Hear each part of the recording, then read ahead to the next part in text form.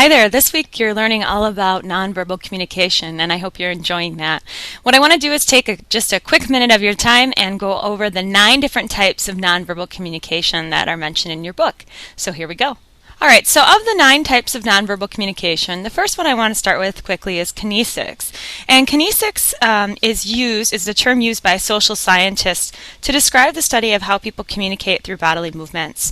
And when we talk about bodily movements, we mean a lot of different types of bodily movements, including the face and eyes. And the face and eyes are probably the most noticeable parts of the body. However, the nonverbal messages they send are not always the easiest to read. In fact, the face is tremendously complicated to read. It's hard to describe the number and kinds of expressions used. Eye contact is also kind of difficult to figure out. And so it's kind of interesting to think about the study of kinesics in terms of body language, body movement, eye contact, facial expressions. And kinesics can also include anything like the way that we walk or the way that we hold ourselves, our posture. So kinesics is an area of study in nonverbal communication that deals with bodily movements, face, eyes, body, etc.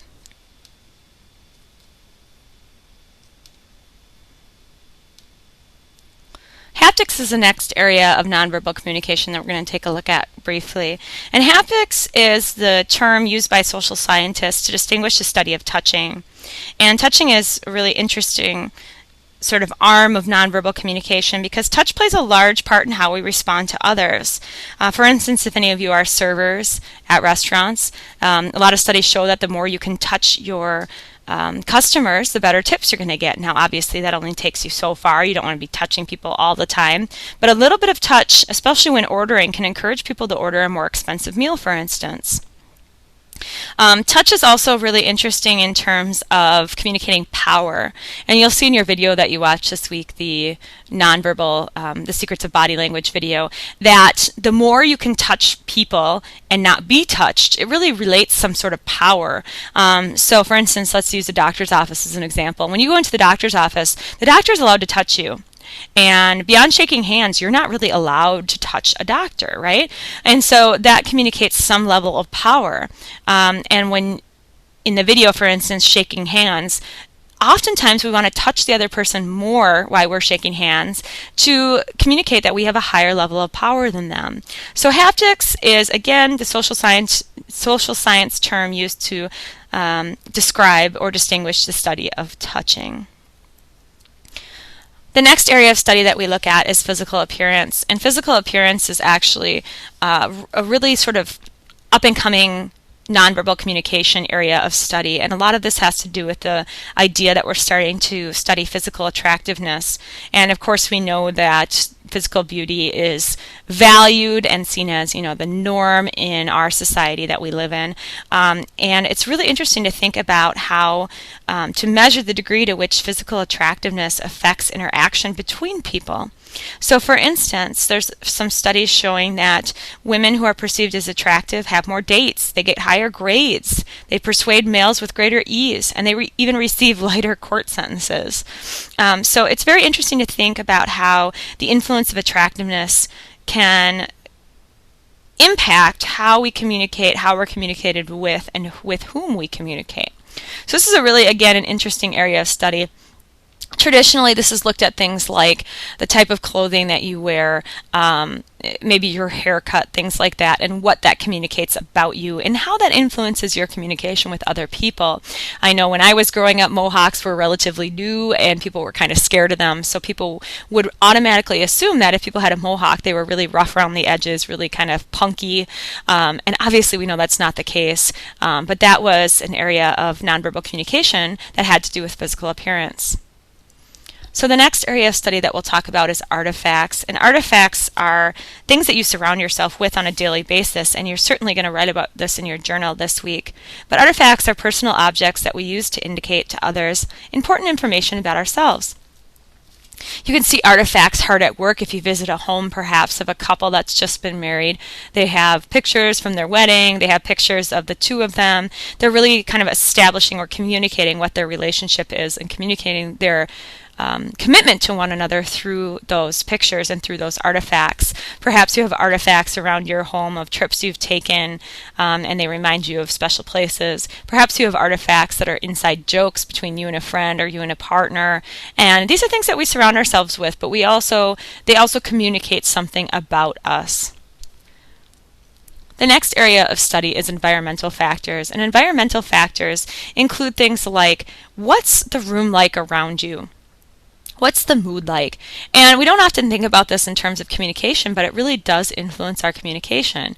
It influences, for instance, if we go out to dinner on Valentine's Day, let's say we have a date with a significant other, and we go to a place that's very loud, the lights are very bright, there's loud music playing, there's a lot of people around. The environment isn't really conducive for a very romantic date, right?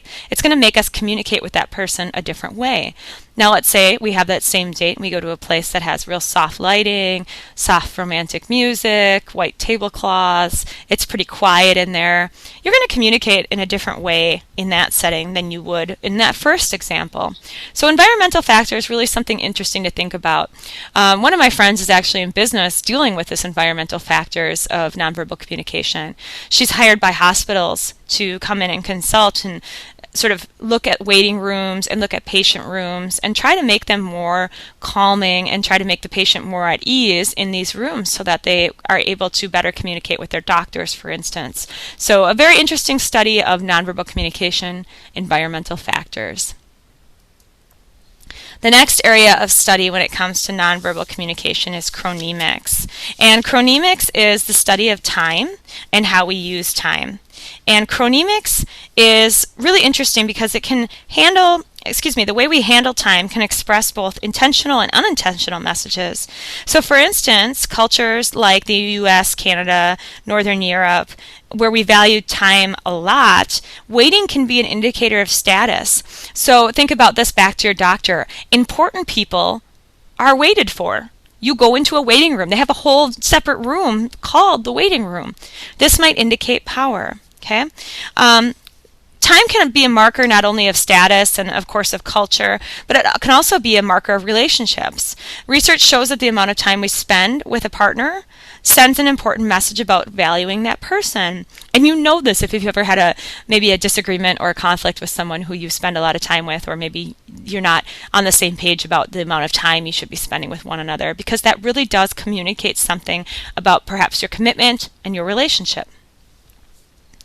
Proxemics is the next area of study, and proxemics has to do with how communication is affected by the use, organization, and perception of space and distance. So if you think about it, each of us sort of lives in a bubble, right? We call this our bubble or our personal space, and it's kind of a part of us. It might vary according to culture that we're in, how we were raised, the person that we're with, or the situation. But really, if you think about this, you feel very uncomfortable if someone gets in what you call maybe your personal space, right? And so personal spaces are largely a matter of cultural norms. I mean, in North America, we like to have our personal space. I always joke about this, that we can go to a concert and dance all together, but we better not touch each other. And if you do touch each other, you need to apologize immediately. And that's not the same in other cultures. And proxemics, again, is this use of space and the study of space. This is also used a lot in marketing. And in marketing, for instance, they'll look at the space between the seats at McDonald's. And a marketing firm came in not that long ago, and McDonald's wanted to have a high turnover. They wanted people to be able to come in, get a burger, sit down, eat it, and leave. They didn't want people kind of hanging around. And so what they did was they brought in some experts, and they put the chairs just a far enough distance apart where people felt comfortable eating, but it was uncomfortable to sit next to someone without eating after your meal. And so really interesting use of proxemics to sort of link into marketing and link into the use of space. So that's proxemics. The next area of study that we use is paralanguage, and paralanguage has to do with messages that we indicate with our voice beyond the words we use. And these can be anything that are sort of layered on top of words. And this is these are things like tone, pitch, volume, perhaps sarcastic tone, things like that. So anything besides the words that we're using to communicate. So if you walk into a room and I yell, "Stop!" you're going to probably get scared and think something's going on, right? Now, that's going to convince you convince you that a different situation is happening, rather than if you were to walk into that same room and I was to say the same word, "Stop," but this time I was to whisper it, "Stop."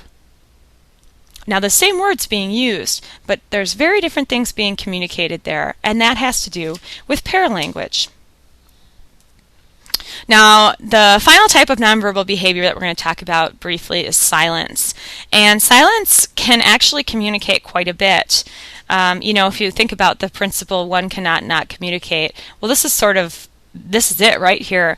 Even when we're using silence, we're sort of communicating a message, aren't we? Silence can be used in times of contentment. So for instance, when you and a partner are content and know each other well, you're not afraid to sit in silence. Silence can also communicate awkwardness. Maybe you're on a terrible first date, you have nothing to talk about. And it seems like in North American culture that we're sort of afraid of silence, that we feel like we need to fill it with music or conversations or, everyday chit-chat. Obviously, silence isn't always comforting. A lot of times it's used, if you think back to the I-it relationships, silence can certainly indicate that you're dehumanizing or not treating someone like a human by ignoring them or giving them the silent treatment. And so silence is complex and is also an interesting area of nonverbal communication. So that's sort of your crash course in nonverbal communication and the 9 different areas of study. There's lots of little places within those 9 areas of study that people specialize, but that's the general overview. So if you have any questions, again, feel free to contact me, and I hope you enjoy the chapter.